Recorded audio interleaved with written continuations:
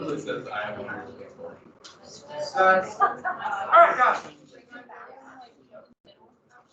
So, 1790s, the parties and the compromise. Remember the compromises? Those are the biggie, the Great Compromise, 3/5, and slave trade. And we talked about the Assumption Bill. By the way, the Assumption Bill, what did Hamilton, how did he kind of trick Madison and Jefferson to drop their opposition? Because he gave them what they wanted in exchange for the how about the Consumption Bill, which I guess gave everyone tuberculosis. That's what they called tuberculosis. You know why? Because it would literally consume your lungs. Yeah, it's a pretty horrible analogy, but I had to tell you. Once I started, I couldn't quit. John had to forget. Wasn't it?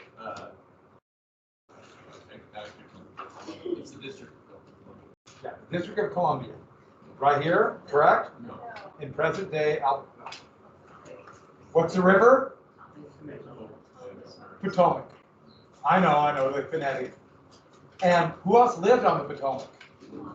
Washington. It's very clever. So the Bank of the United States was the second one. So the bank, what would the bank issue? Oh, by the way, it'd be the first what? Well, First National Bank, but also the first, was a company owned by shareholders. Corporation. And now, it's not quite a corporation yet. But a modern corporation won't be created till the 1830s. Thank you, Belgium. I think, no reason, everything that I think Belgium. Water, thank you, Belgium.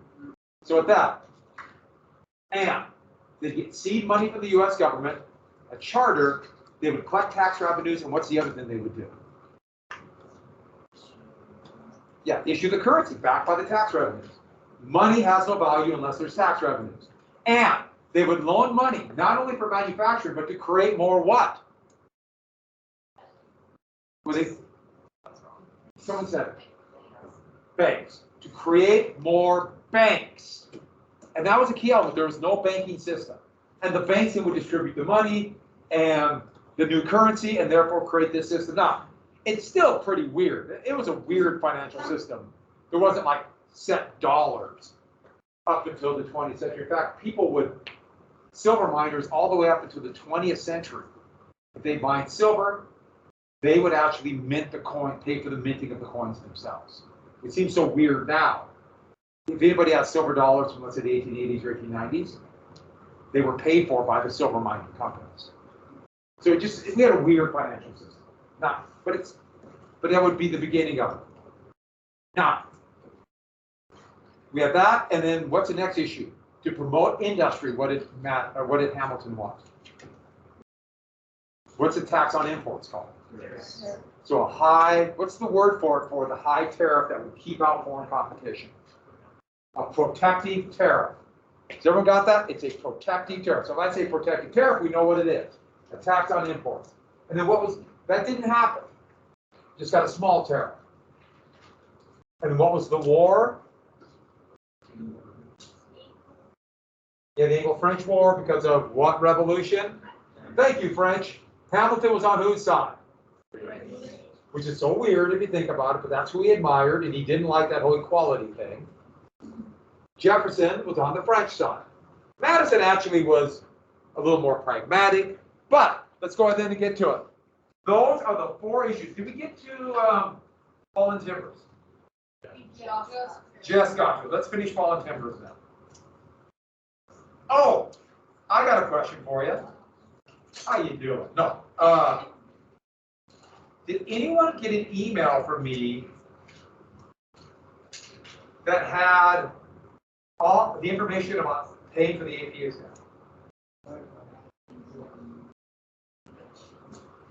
Is that a yes or no? Did you get an email from me? Yes, you did. I sent an email over your school email about paying for the AP exam. Did you get that? I'm also going to put a link to the copy of the email on Teams. But you have to pay for the AP exam by, I think, the 1st, isn't it? And it's $100. You have to have some system. You have to follow the links. Huh? What's it called? That really? What's it called that? If you give me $150, I'll take care of everything.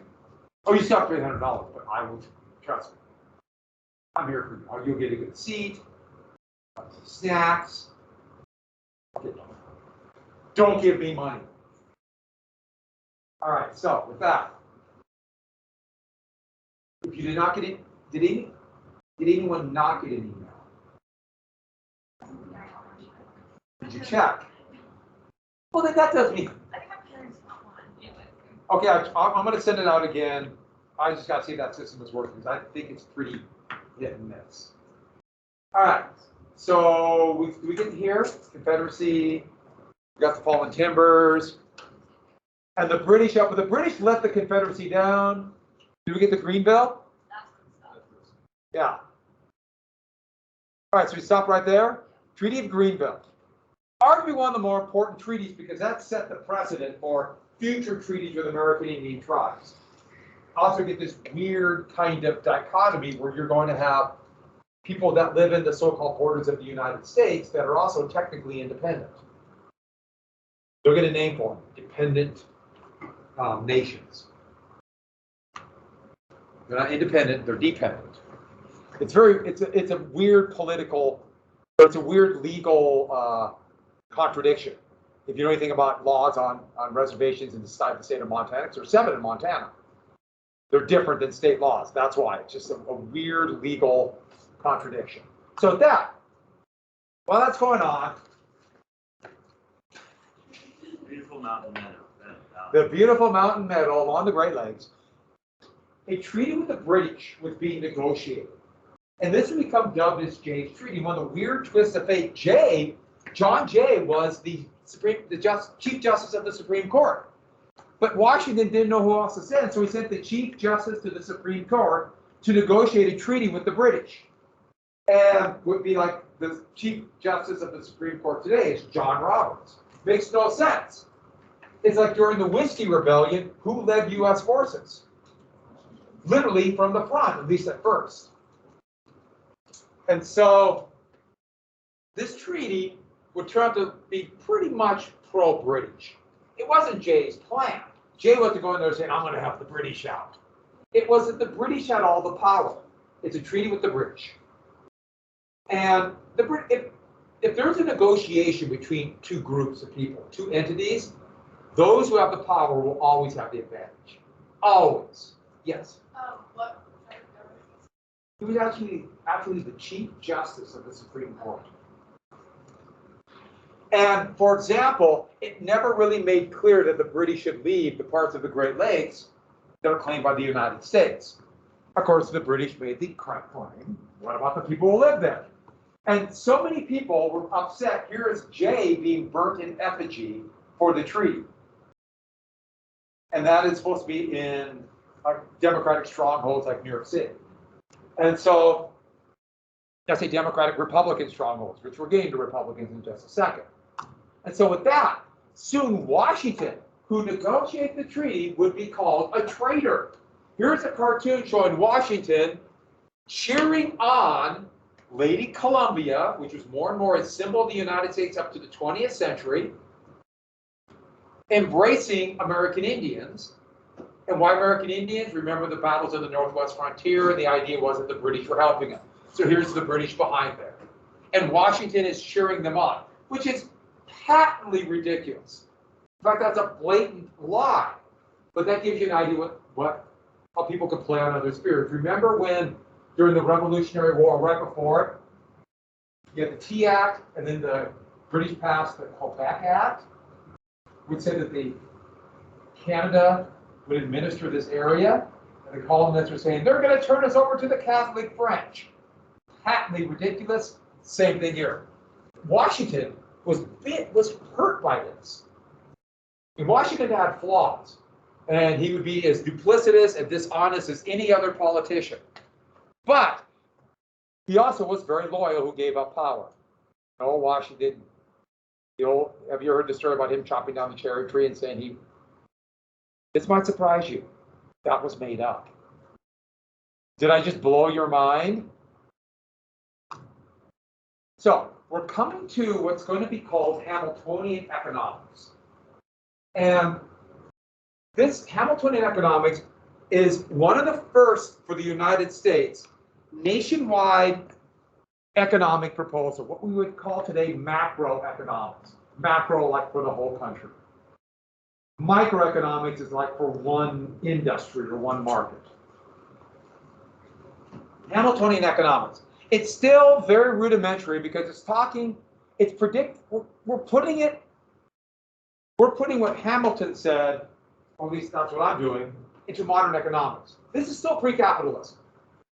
And so it doesn't quite work 100%, but it's the precursor to it. And what it is basically was a view of the country that the government policy should help the elite. Why the elite? Because they create the wealth. And the argument is this. They're rich because they must know more than other people. There's a hierarchy. They're on top because they're rich. And they're rich because they must somehow be better. So this is a belief that there are hierarchies. There's some people on top and it goes down. That's part of the reason why he was so opposed to the French Revolution. And so the rich create wealth. And so the government policy should put more money into their hands. The idea is being the rich are not rich enough. And if they had more money, they would invest it.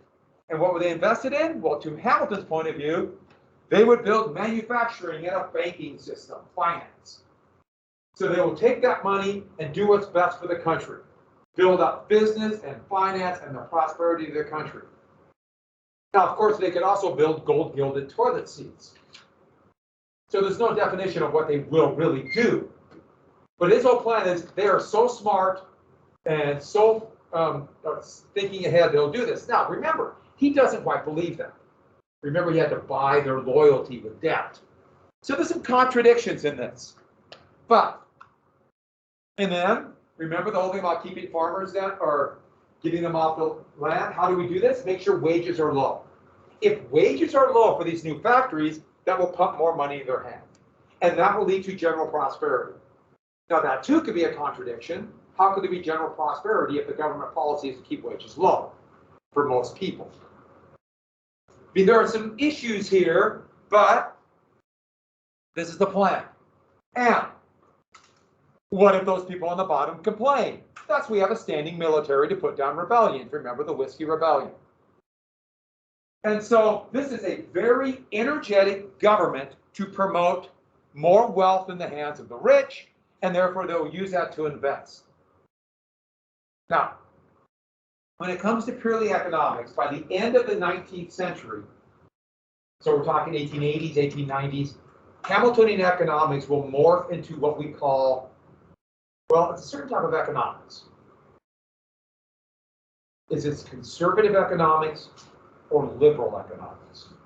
Liberal economics, that will begin to consolidate that. That's going to come a little bit later, but with the policies of people like Teddy Roosevelt and Franklin Roosevelt. That's coming down the road. Is this conservative or liberal? Yeah, that's the definition of conservative economics. It's the roots of, nobody cares, it's the roots of modern conservative economics. Modern conservative economics. And so, for example, you could tell conservative today, what do? Policies to put more money in the hands of the wealthy. That's pump money in the hands of the wealthy. And I'll give you an example.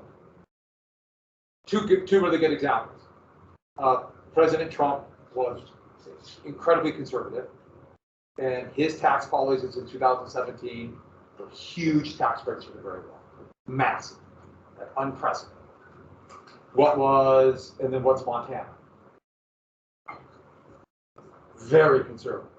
The last legislature, massive tax breaks, not only for the very wealthy, but also wealthy people out of the state that come in. Why? Conservative economics. We've been conservative as a nation since 1970s. Very conservative. So right now, the world we live in is conservative economics. President Biden is less conservative. He used to be much more conservative. We haven't had a really liberal president since LBJ, Lyndon Johnson. LBJ for the USA. Somebody gave me that poster. I like that one. With Danny DeVito. I think we're in a crossroads. We might become more conservative. I don't know. We're very conservative now. Might become more liberal. It's really an interesting time. There's a lot of backlash now against conservative economics like there was against liberal economics in 1970. I'm really curious to see where we're going because it will affect the rest of our lives. Moving on. That's conservative. So we're coming to Washington's farewell address.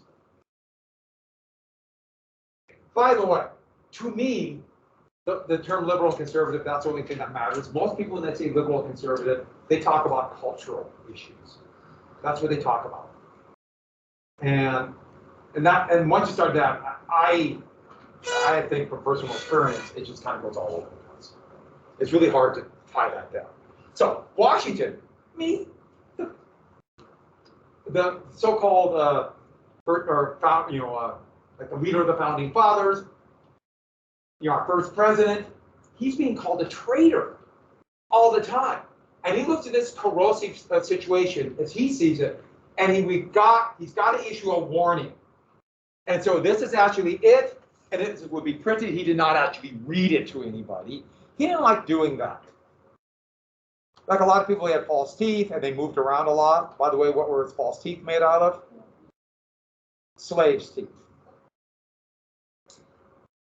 Yeah. That's what they were made out of. He was rich.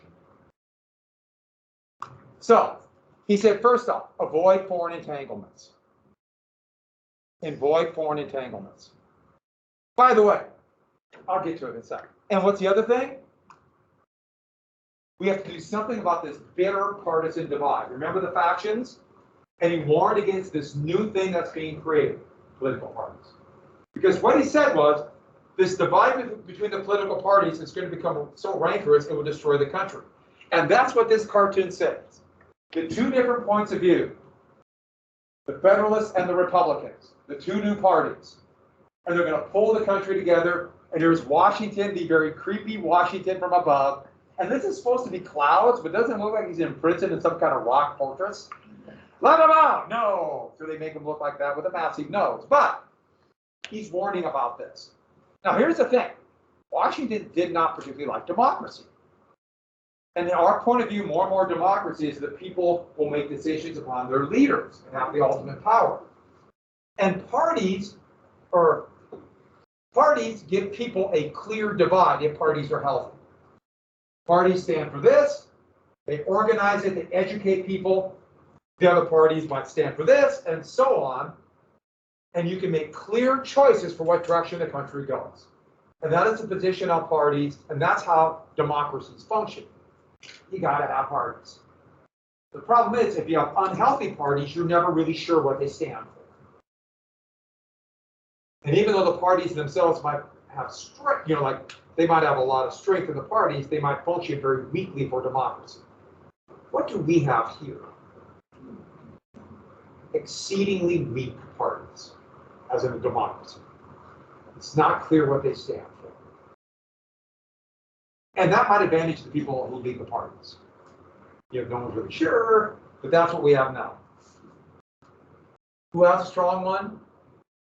It's really shaky. There's a lot of advantage for people with power to make sure no one really knows what they stand for. Yeah. You say now, you mean like Today. Then, very similar.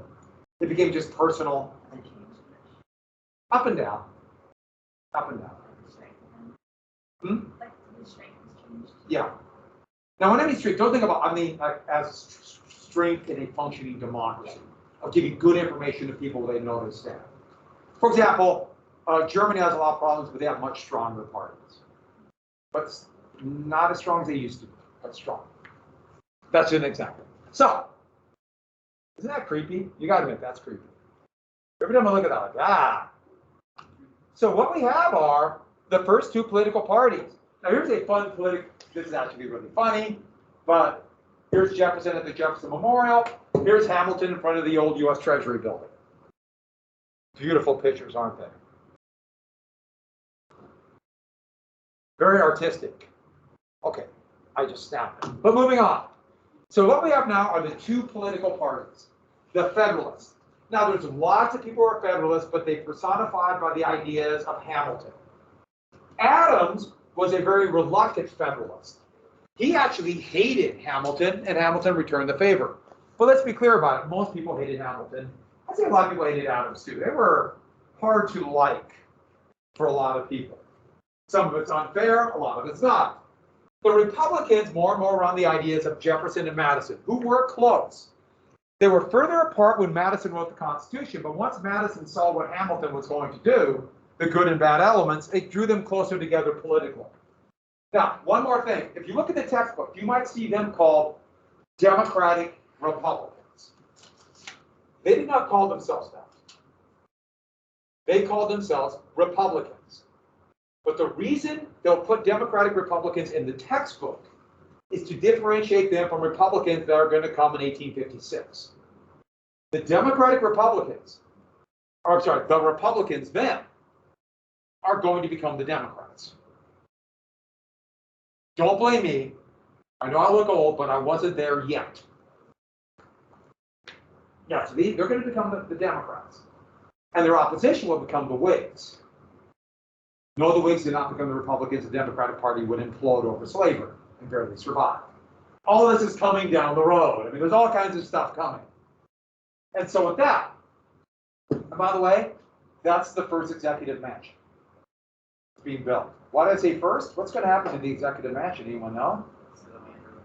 The British are coming. The British are coming. They'll burn it. So let's look at the disagreement between the parties. Now, the Federalist Party, this is not absolute, but this is their strength. The Northeast, urban, merchant class, more elite. Now, when I say elite, oh, Jefferson was the definition of elite. But the Federalist Party pushed this idea that we're elite. The South and the Wild West of the new states of Kentucky and Tennessee. And more they pushed this idea of the common man. Now, the common man led by the elite. Now, common man, more and more, Jefferson and Madison would have said the common men are all white men. And they should have political power. Now, yes, I know that's forgetting a lot of people. But it's also much more democratic than what most people in the world, most leaders in the world would have accepted. Baby steps. Frustratingly slow baby steps. Now, the elite would still be in charge. Jefferson said, I represent the common man, but I represent him, not the common man represent themselves. He was very elite. Next, they're urban and therefore industry and finance. That's why they want the tariff. The Republicans, rural, agrarian, the small farmers. I know Jefferson was a big farmer. That's why they're anti-tariff. Tariffs raise prices. Next. So when the Federalists were in office, they said we want a strong central government and therefore implied powers. What do we call implied powers? A loose interpretation to allow things like the bank. What did Jefferson and Madison say? No, the federal government is too strong. We want stronger states. And a strict interpretation of the Constitution, no national bank. Now, why did I put asterisks there? You like the asterisks on that font? I know they do, don't they? Why? Madison's the one who wrote the government with a strong the Constitution with a strong central government, and now he's saying he wants weaker central government, stronger states.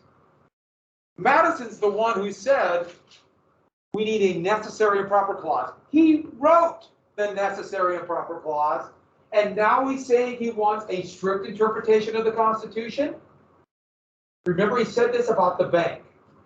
Why is Madison saying this? Here. Because who is in power?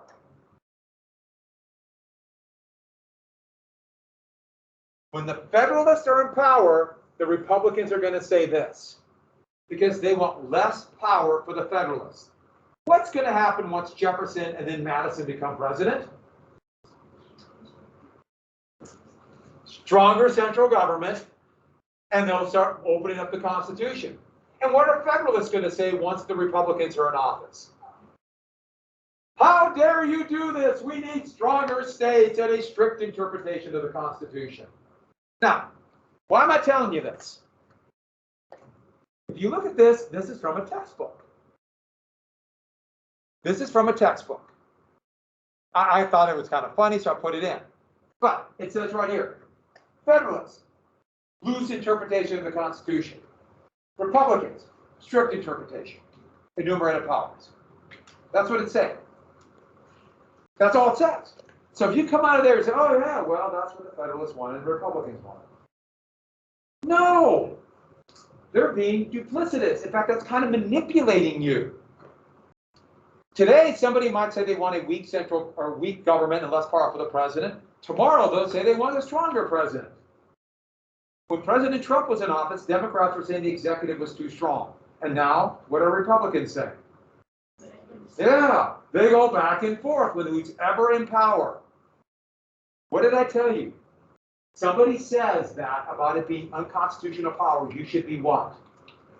Believe them 100%, right? And then if they say something different tomorrow, believe them 100%, right? Be very skeptical, because they lie. Back to this. So, Britain and France, we've already talked about that. The Federalists, they feared the mobocracy.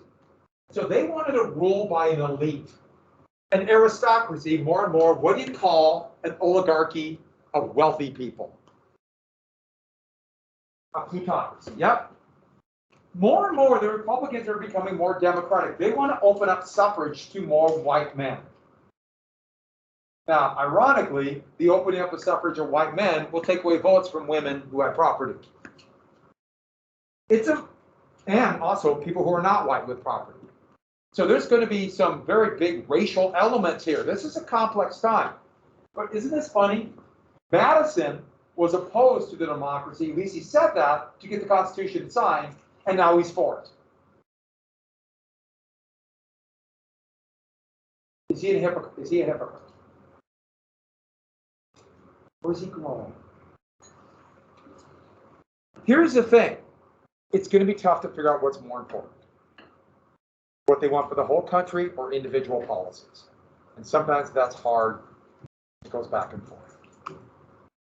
And so, more and more, this will be considered more conservative. And this comes from not only economic, but the conservatism that will come about opposed to the French Revolution. And this is more liberal. But you notice I use the word more. You could argue this might not be terribly conservative, or this might not be terribly liberal. It's just more. So with that, those are the two parties. Boy, haven't that really helped you out if you choose, not for an essay question, the two parties? It's almost like I planned this. What do I get from it? Anything? Or does that cut my throat with the language? Yes. So did you already talk about the difference between conservative and liberal? We're not quite there yet, but we will get there. But the term conservative would start being used in the French Revolution, opposed to the concept of equality. This guy by the name of Edwin Burke. The conservative, it literally comes from, we should conserve the old order, the old hierarchy of like the king on top and that. More like everybody should have individual liberties. Now, we could argue, what does that really mean? You know, there's contradictions, but that's where the terms come from. Economically, we're coming to that too. So, that's how the first contested election, presidential election in American history. The election of 1796. And this would be one of the most bitter, rancorous elections in American history. You have John Adams, the vice president, who ran as I think I typed this in. A Federalist, even though he never actually was officially a Federalist. Federalists in Congress picked the nominees then, so they picked Adams. Republicans in Congress picked Jefferson, who was the Secretary of State. And both of them called each other traitors. Both of them called each other destroying the legacy of the Founding Fathers, which is ironic because they're the two main authors of the Declaration of Independence. Jefferson wrote most of it and Adams did most of the editing. They were once close friends, and now they are bitter enemies. And so here's one saying, the Republicans turn out and save your country from ruin, so don't vote for the Federalists. Why? Down with the Tories, down with the British faction. They're literally calling the Federalists the equivalent of the Tories for those who fought the Patriots. AKA, they're calling the Federalists traitors. By the way, once you call somebody a traitor, you really can't go back. You're a traitor. Hey, let's be friends. Does it work? We're kind of on that now. That's the problem we have now. It's hard to go back once the name calling's got so high. Here's a Federalist cartoon, and here is supposedly Washington leading the country triumphantly forward, but who's grabbing the wheel to stop him? There's Jefferson. Stop, no. He's impeding our progress. He's hurting the nation. Jefferson is a traitor. By the way, that didn't take long, did it? Not even 8 years. And the elites they thought would run the country together are calling each other traitors. When the election would turn, oh, one more little thing. A quirk in the Constitution was each elector had 2 votes. They had 2 votes. And so they'd vote for 2 candidates. Whoever got first place would be the president. Whoever got second place would be the... Now, the thought was they'd have relatively a like-minded elite, so it made sense, the first and second. Do you see a problem when there was a divide? Now, both of them realized this is a problem. And so they decided, okay, all the Federalists, we should all vote for Adams. Then all but one should vote for either Timothy Pinckney. The name was gone. You don't need to know it, but I wanted to make sure I knew it. Because if there's a tie, it goes to the House. You see the problem? But they weren't really clear who the second one to vote for. And so they scattered, both Federalists and Republicans scattered the second vote for vice president. So when the Electoral College was called, remember, state assemblies chose the electors. It had a crisis. What's the crisis? Adams was 71. Jefferson was 68.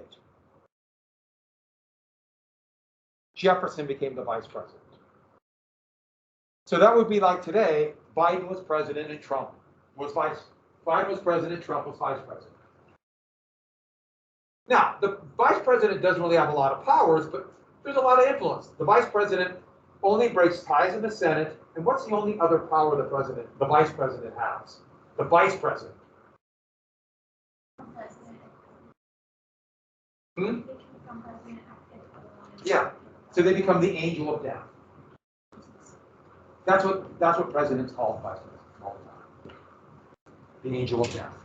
Yeah. Then they hit their head in the pickle, and that's how they got no vice president. But yeah, there's stories of various presidents saying to vice president, "Get away from me! I'm not dead yet." They weren't friends. They didn't act like friends back then. But it's a bad look.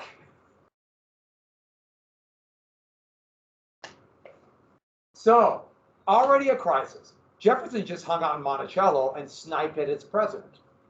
They were not political allies. They would change the Constitution in 1801 to have one vote for president, one vote for vice president. But that would enshrine the Electoral College to this day. So, almost immediately, it looked like war. Remember the corsairs stopping ships on the high sea, privateers? Well, the XYZ affair was a bribery affair. U.S. diplomats went to France to try to come up with some way to stop these pirates. When they got there, 3 French three French officials in their defense or in their foreign ministry, known as X, Y, and Z, demand a loan. They demand a loan to see the foreign minister.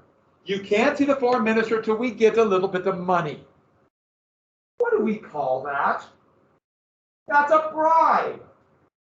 And that also meant that they think so little of the United States that they could push a bribe. The US is so weak, so insignificant. If the US was big, but not many people lived here. By the way, Talleyrand would become foreign minister for Napoleon, and then become foreign minister after Napoleon was gone. He's the great survivor. This cartoon is a classic cartoon of the XYZ Affair, because it shows, here's Lady Columbia, and this they show her also as an American Indian. Remember, American Indians represented liberty at that time, so this is 1790s. And here are the French basically assaulting her and taking the American money, the bribe, to see Talleyrand. Adams was furious. More than anything else, the Federalists were like, how dare they demand a tribute? That's what they called a bribe. No tribute. And we have been humiliated. We have been slighted. And there's nothing more corrosive than somebody who's slighted. And this would directly lead to what? The United States decided that they must stop the corsairs themselves, and that meant war. The quasi-war. Quasi means not a full-scale war like partial. And this would be a naval war against the corsairs. A naval war. Now, the US has no Navy, so they're going to have to create one. A Department of the Navy would be created by the Federalist Congress in 1798, and they would have to raise taxes, once again, on farmers to pay for the Navy. So on the left, that is the USS Constitution. One of the few ships the United States Navy would build is a, need a drink. It's a very fast frigate based on a French model, had about 21 guns. When they had a couple battles with British ships during the War of 1812, so many cannonballs bounced off its sides, it's going to be known as Old Ironsides. And it is in Boston Harbor today. So that ship from the 1790s is still in Boston Harbor and is still part of the United States Navy today. It's the oldest ship in the United States Navy. And so it still has a United States Navy crew. If you go to Boston, you can tour it. Has anyone done that? It's really cool. I mean, it's wow, it's that neat. And your tour guide is a chief petty officer in the U.S. Navy. Is that what you have? You have a Navy, like a sergeant, or giving you the guide. Yeah. How is it surviving this long? Well, a lot of the wood has been replaced. So. Okay, I was like, there's no way that the wood can sit. But still, and so that ship is still in the U.S. Navy. And so, for example, when the United States invaded Iraq in 2003, it was there. It shelled the coast of Iraq as part of the United States invasion of Iraq. And so it is still a major part of the United States Navy today. No, it did not. No, it did not use a ship from the 1790s. Did anyone go, oh, maybe, I mean, yes, I don't know. By the way, isn't that easy, how easy it could be for me to manipulate you to believe you something that's kind of patently ridiculous? But I gave you that serious look. Can you believe it? Not only is it a ship in the 1790s, but there's also one more reason why that is patently false. There's no coast of Iraq.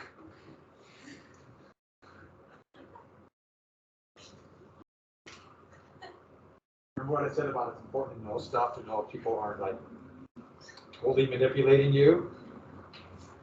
I thought it said something else. Something else came out with B and an S, but I didn't say it. But if you don't know what I mean, good. But it'd be so easy to do, wouldn't it? And I have a little, I have a little credibility now. I don't know how I got that. But you guys might believe it. It's important to know things and also be very skeptical of everybody but who? Me. Okay, so with that, we're going to move. Well, Republicans were furious. There was no declaration of war. This is less than 10 years the Constitution has been the government, and they've already violated it. And soon they started calling Federalists just generally Tories. Because who else is fighting the French at this time? So if we both are fighting the French, aren't we now allied with the British? And then now the Republicans could say, see, I told you, the Federalists are going to make us part of Britain again. Which, you've got to be kidding. That's insane. So with that leads to the Alien and Sedition Acts. The Alien and Sedition Acts are actually 3 laws that would be passed by the Federalists due to all the attacks on them by Republicans. So, it's this. It increased the years to become a citizen. You have to be in the country, used to be 5, now 14 years. By the way, the term for that is naturalization, to be a naturalized citizen. Now, under the 14th Amendment, everyone who, if you're born in the U.S., you're a citizen, if you want to have citizenship. But that was unclear then, so they made it to 14. Next, they would deport. Remember I told you about Citizen Guinea? They would deport or get rid of aliens, dangerous aliens. And this is how it's written in the law, so I just thought this was funny. We're still 6 years from the dictionary. Dangerous, meaning dangerous. And lastly, no sedition. It banned sedition. Now this is kind of a big one. Does anybody know what sedition means? Now, here's once again me giving you a little bit of a lecture. Isn't this going to be fun? You read chapter 6. You even answered a quiz question on this. So should you know what sedition is? Once again, you have to know and put it in context for the time. Yes? Exactly. People criticizing the government. It's conduct or speech against the government. Any criticism of the government, they said, would help whom? Not the British. The French, because we're at war with the French. Quasi war. So they said, hey, you criticize the government, that's just helping the French. What a great way to shut up your opponents, right? And you cannot have a republic. You cannot have any kind of democracy if you cannot criticize the government. That's another one. If anybody attacks somebody for criticizing the government, say, I don't like that policy. Well, you're a traitor then. Be very scared of them. And you're going to see people from all stripes doing it. People in power don't like to be criticized. Yes? I'm confused how this act helps. Like, I guess I'm confused, like, why we're helping the French. No, not help the French. This talk will help the French. Sedition will help the French. Sorry about that. They said you can't criticize the government because that will help the French. Does that make more sense? Yeah. Okay. Yeah, I was trying to not type so many words because I was in a hurry. But that's so. Is this constitutional? Doesn't seem to violate what amendment? The first, doesn't it? Like, in the Bill of Rights, the ink is barely dry. Secondly, who's the target? Is this really going to target the French who are fighting? Who's it targeting? Federalists. The Republicans. It shuts them up. Because can you define conduct or speech against the government? Can you say these 5 things equal conduct or speech? Couldn't it be anything that the government wants? Like you looking to your right opposed the French.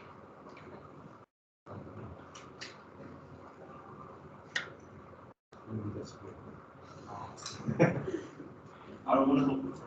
Huh? I don't want to help the French. That's what somebody helping the French would say, wouldn't it?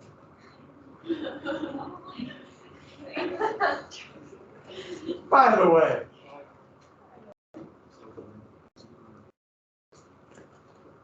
What a great way to manipulate people, huh?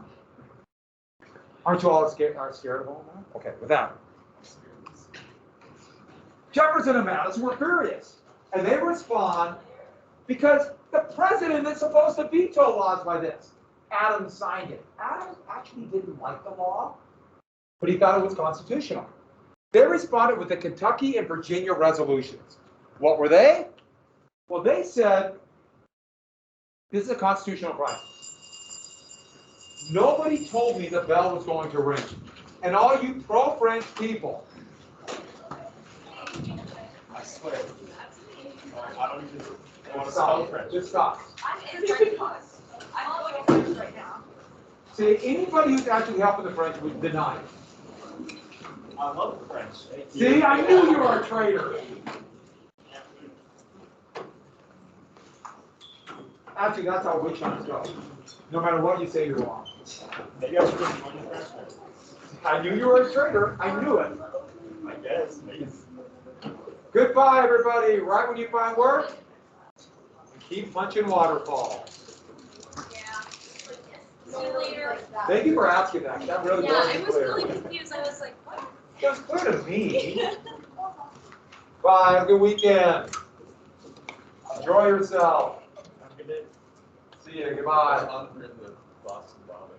Huh? Or the Boston bombing, it was on the, or I was, you're going to the Constitution, USS Constitution or something. Oh, during the. Yeah, Oh, I was in the hotel room. holy buckets. Wow, that must have been pretty wild. I'll have to ask more about that. Wow.